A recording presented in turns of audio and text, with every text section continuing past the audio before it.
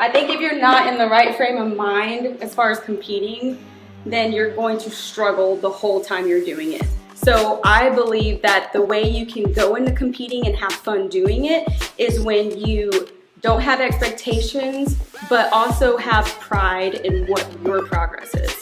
Yeah, you can't compete to compete. You have to compete because you love the process leading up to it. That stage is 10 seconds. It's so fast, and if you bank everything in that, and that's what you think is gonna satisfy you, and you dread the process leading up to it, or half-ass the process leading up to it, that stage isn't gonna satisfy you.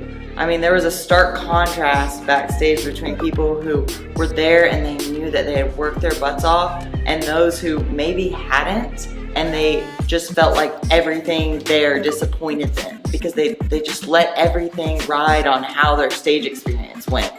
And the rest of us were there like, you earn this, you earn this. Hey, let me help you with your suit. Hey, let me help you with your hair. Like, you look awesome, because we all were so confident in the effort that we had put in. The placing was just a bonus at that point. And we knew that whoever got it deserved it, because you have to work so hard to get to that point.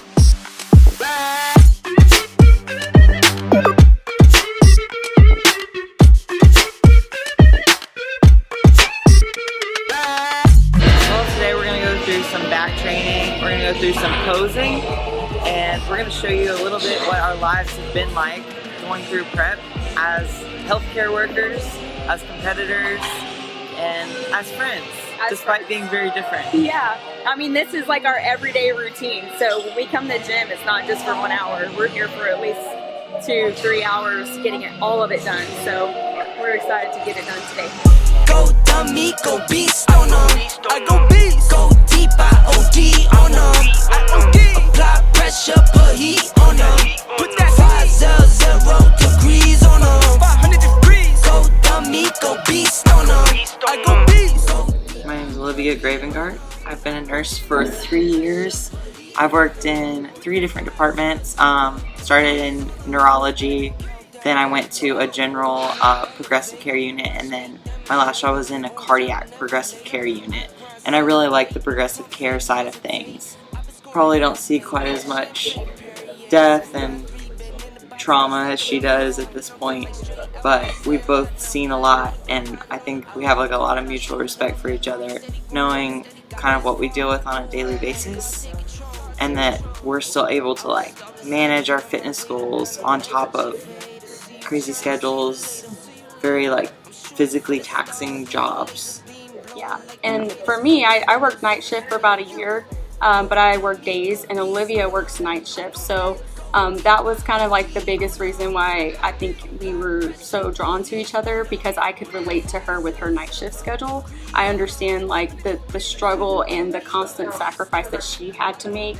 And I had a lot of respect for that, because I could only tolerate night shift for about 1 year before I went straight to day shift. So when you work 3 days a week, or sometimes even more, and you're doing 12-hour shifts, it's really difficult to try to get your workouts in, eating all your food, try to make sure you're prioritizing your meals, drinking your water, but also giving the patient the care that they actually need.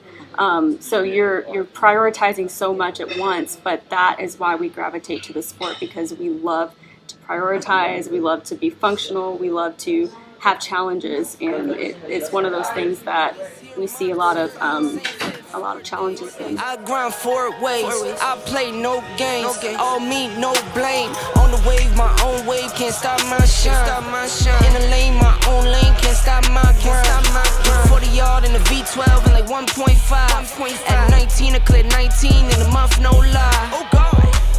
I was starving skinny, now my weight up, got no energy for haters. See you trying, see you later, see you later. I'm shooting for the stars, need no laser beam, blowing like the greatest, but it's one who's always greater. I love big delts and the rear delt, and then the taper coming in with the lats, like I love it. Like the first thing I noticed about Christina before I even knew her was her back, which you just don't see in a lot of bikini athletes. And like having gone to a competition with her, like I know she trains really hard, which I think is a stereotype against a lot of bikini athletes. She trains really hard, and she really values like her muscle definition and development.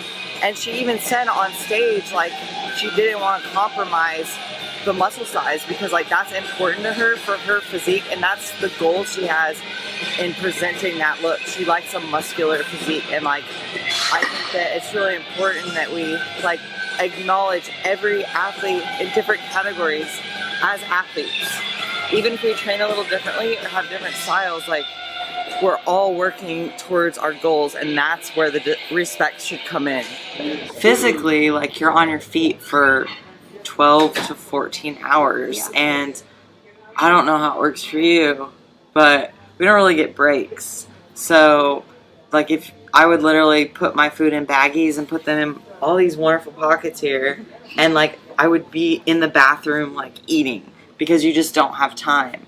And so you're on all the time, and you're having to prioritize multiple patients, and everyone needs something at the same time, but you have to know what is most pertinent, and you have to watch for warning signs. So you're just on all day, all night, whatever it is, because you are responsible for these people's well-being, and like their lives are technically in your hands, and that's just a lot of responsibility.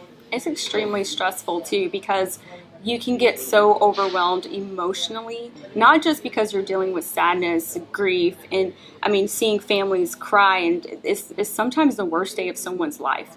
So you're part of that moment with them. So not only emotionally on that side, but also because you're having to carry a beeper, carry a phone, carry your own personal phone. You're having all these different ways that people are contacting you to get things done, and at the same time, in your mind and your schedule, you have to eat, you have to work out, you have to get all these things done, you have to make sure you're on top of your fitness goals, and that is a priority in the workplace.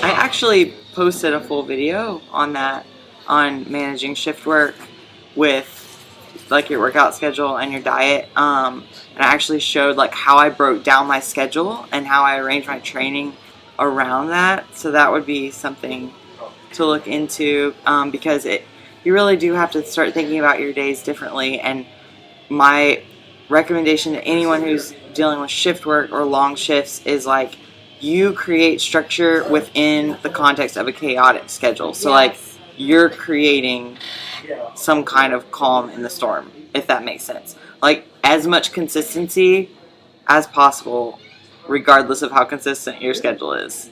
And then you just try to stick to that every day. Even if your days off work are structured a little bit differently than the days you work, at least they're structured the same as each other. So you have a plan.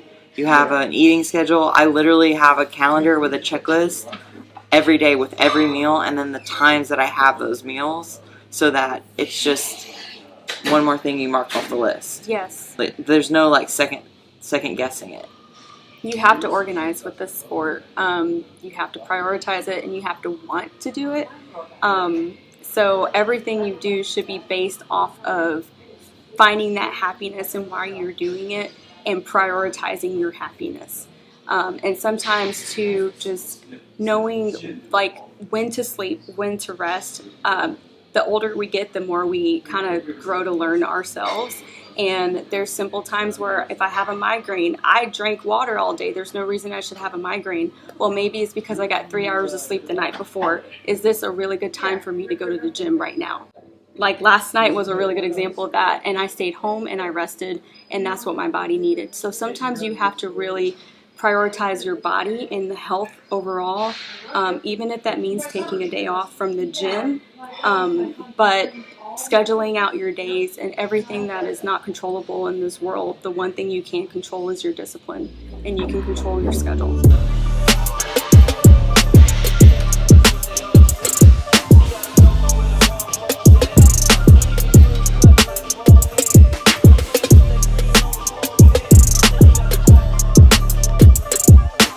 Despite the differences, there's so much commonality to be found in like the application of discipline and the pursuit of your goals. And like we have like so much mutual respect for each other, not just because we're both in healthcare and we know how challenging that can be, and it's like our own little club. It's like, yeah, we are in different like physique categories, but I don't have like a stereotype that she doesn't work as hard because like her class isn't required to get as big. It's like I've seen her put in the work, and we just like have this mutual respect for each other. And I think it's so important that we bring that back to the sport, because it's really about supporting each other in the individual pursuit of your goals. It's not a team sport, but having a team mentality, it really does change things. It really does. I mean, I'm a part of a team.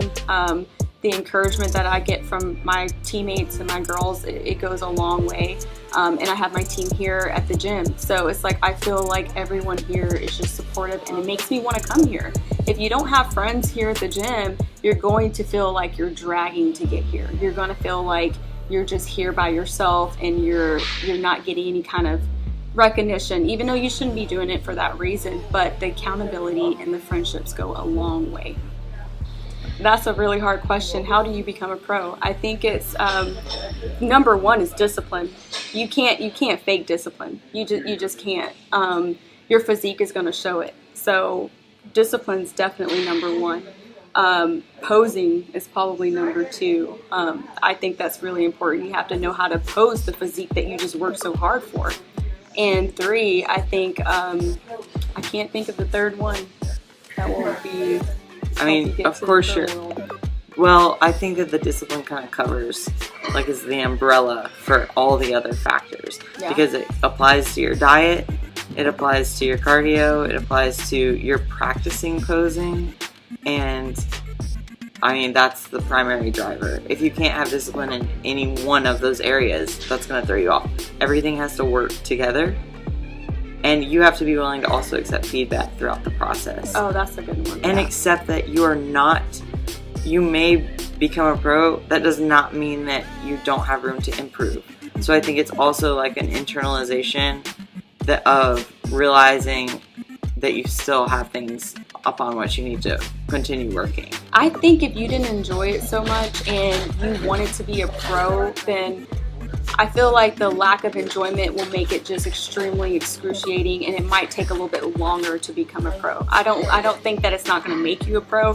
I just think that your reason behind it is not going to get you those results faster. I mean, Olivia and I got our pro card. She got hers in 2 shows. I got mine in 3. So I think because we enjoy this lifestyle so much and we're always here, like this is our second home. I can't see myself in a different place to socialize and be with my friends. That me being here every day is probably how I got my pro card. It wasn't because I was dragging feet to get here. It wasn't because I hated every single meal. I enjoy the process. I like seeing the shreds. I like seeing my gains. I like seeing where I've become better overall and improved my life. So I think if you don't have that drive and that happiness with it, it will take a lot longer to get that. And I think that it decreases your longevity in the sport. Mm-hmm. In one way or another. Like, I think those people who, like I said, they invest so much upon the feeling that they'll have on stage, those are the people who crash after the show. Because as soon as that stage is gone, which is really fast, mm-hmm. What is there? If you didn't love the training, if you didn't love the diet, what happens after the show? Like, there's no forethought applied to that after process, which tends to be one of the hardest parts of the process. If you don't love it from the get-go, when you're actually seeing your body change and lose weight every day, you're certainly not going to love it when you start feeling tired after the show, start putting on weight again. Like, that's when people start declining physically, mentally, because they do not invest in like the proper parts of the process. They save all their motivation for that stage. Yeah. And I think that's why Olivia and I are such good friends, because we have that same mindset. And we both encourage each other, and we both see the sport as, yeah, it's a sport, but we're there to have fun, and we're there to celebrate, no matter what our placing is, our accomplishments. Because afterwards there will be a feast, and we will always celebrate because we led up months and months and weeks to get to that point. So we should always celebrate, no matter what your placing is.